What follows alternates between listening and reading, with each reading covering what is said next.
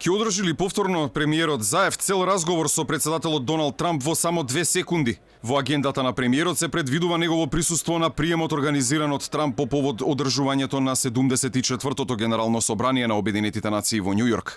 А токму денеска навршуваат 2 години од фамозната средба на премиерот со американскиот председател, што ја овековечи шефот на дипломатијата Никола Димитров, користејќи го моментот кога Трамп буквално во поминување се ракуваше со Заев.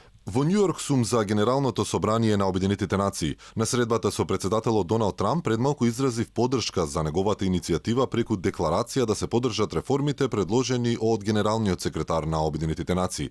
Посакав успешен почеток на реформите на Организацијата на Обединетите нации.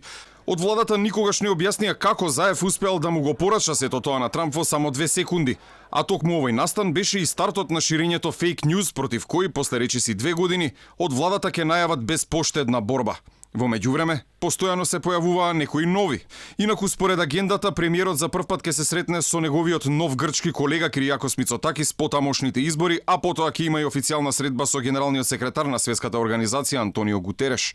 Заев своето обраќање ќе го има на претпладневната сесија во сабота.